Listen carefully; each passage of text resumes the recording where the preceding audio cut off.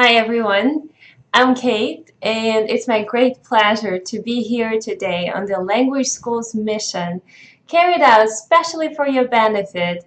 And this is especially to space rocket, to skyrocket your knowledge of English and to make you sound a little bit more like a native.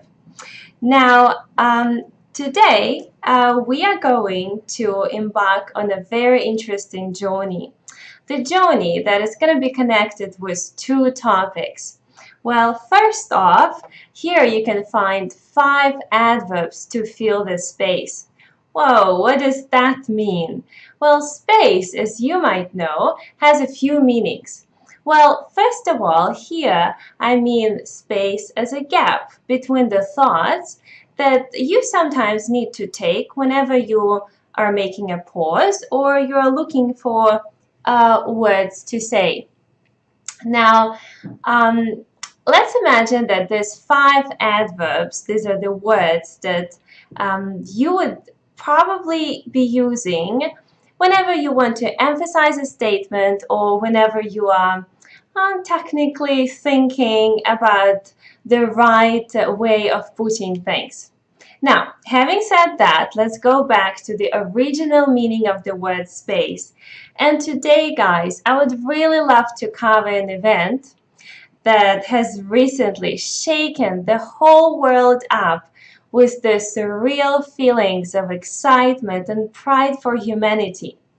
Well, as you might guess, we are going to be talking about, yes, we're going to be talking about the aerospace company SpaceX, which has pulled off its Falcon Heavy rocket just for the literally trailblazing and deep space journey.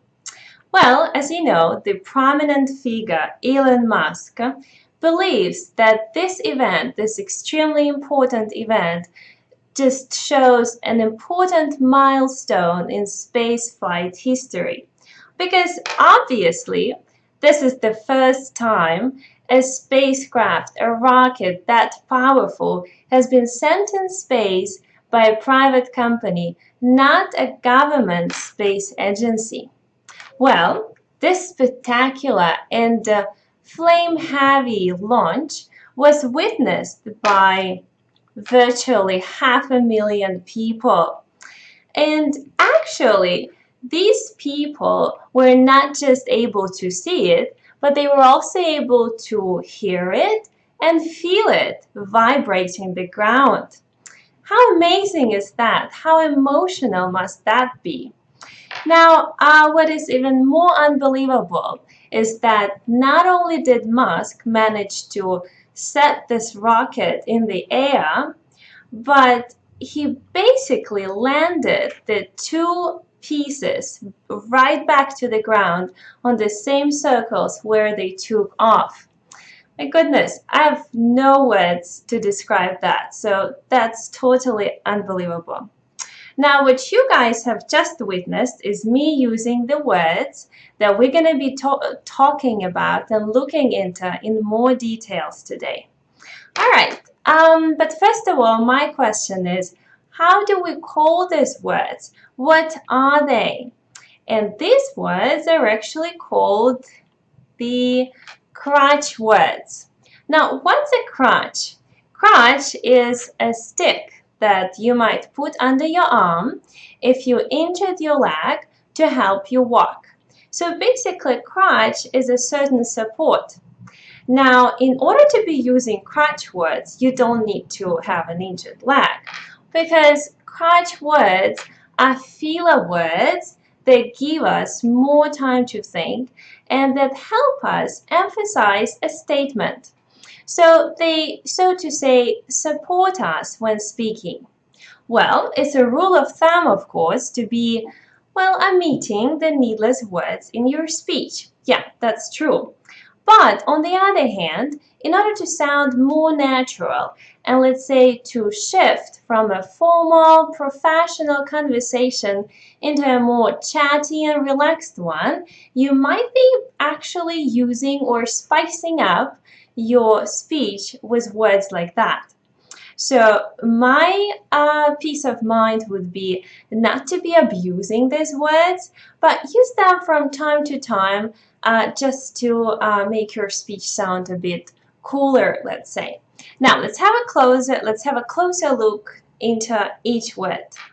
So the first one is literally. Now, literally is literally a very used word in English, a very used filler word, the sneaky word that native speakers like to use, let's say, quite too often. The initial meaning of the word is actually truly, or as it is obvious, well, let's say the true thing. For example, I literally ran 300 miles today. So, do we actually need this word here, or would the sense of the sentence not change if it was omitted? Basically, the words like this are used to add a bit stronger emotion or to make a stronger statement. Let's look at another one. I literally ate 7 hot dogs the other day. So you want a listener to be a little bit under impression by what you're saying. Now, let's do another one. That would be obviously. Well, this word is supposed to be used whenever something is clearly recognized, is well understood, and quite obvious. But speakers, however, tend to use it in a little bit different way. Again, just for the emphasis and for making a more emphatic statement. So let's say, obviously, Sam should have called the police. Or he obviously forgot to pick up the kids. So this one would also denote a little bit of irritation. All right, let's have a look at another one. That is virtually. Now, virtually has a meaning of practically. Let's say, the city was virtually paralyzed by the heavy traffic. Or it might also mean nearly or approximately.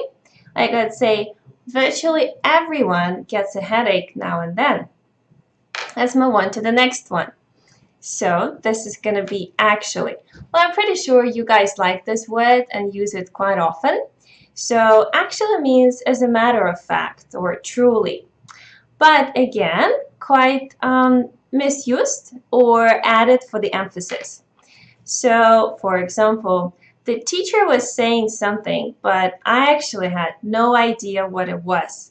Well, it's like, welcome to my world. Anyway, then another one, the last one is going to be basically. Well, too many people use this word too often, especially again in American English. Basically, initially supposed to be used with the meaning of summarizing or summing something up. So let's say you have been talking for a while and then you want to boil it down to the bottom line of what's important, and then you would use basically. But again, a little disclaimer, basically is a crutch word, yes, a sneaky filler word that would be used just for the sake of flow of speech, let's say. Let's have a look at some examples. Basically, he made a bad decision. So after telling a long story of someone screwing up, you can just make a conclusion and say, well, basically, that wasn't the best decision ever. Or ice cream is basically milk and sugar. So whenever you don't want to elaborate and go into too much detail, you would just sum up in such a way. Yeah, well, this is pretty much it for today, guys. My suggestion is that you do not abuse these words too much. Use them in moderation, and you will sound perfectly like a native speaker. So, enjoy your day. Thank you very much, guys, and see you.